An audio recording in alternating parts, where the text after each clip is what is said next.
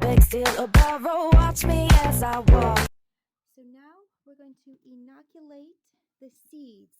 We're going to do seed inoculation.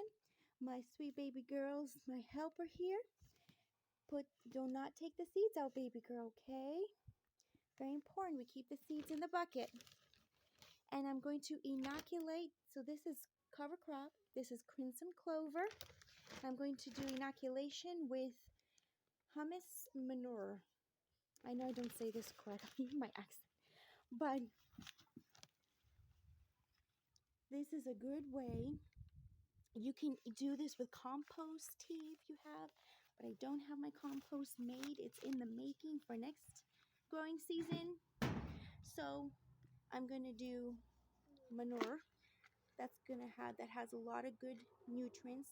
These crimson clover seeds have been soaked overnight. So I've soaked them in water overnight, and I have well water.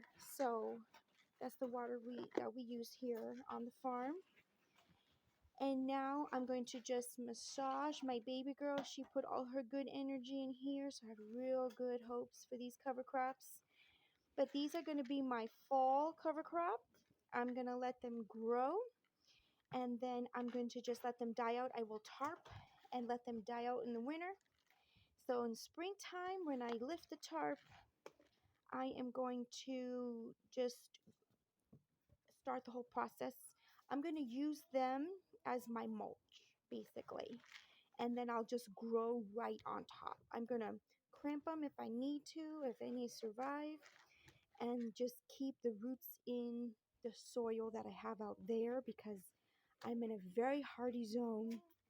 Lovely Nevada, 8A and 8B growing zone. So the soil is very hard and clay.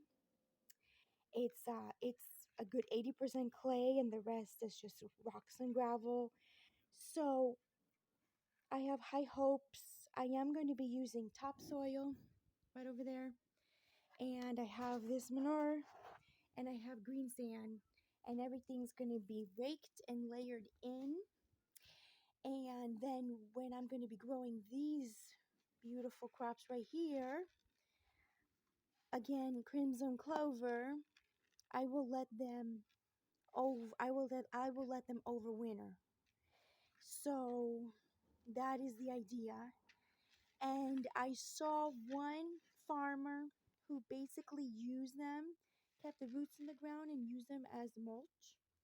And that's what I'm going to do. I think that's the best to do when you have such hard soil as I do here. This is the most inexpensive, cost-friendly, organic way to farm.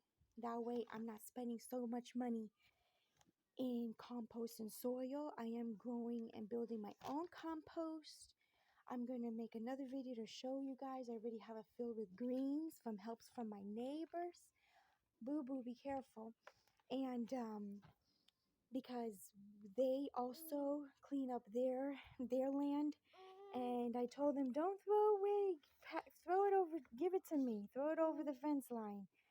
Because I have a 6-foot fence that separates some neighbors I have, and they just toss it over for me. I tell them, don't throw it, I will take it, I will compost it. So I got a lot of free greens also. But yeah, stay tuned for these beautiful cover crops growing.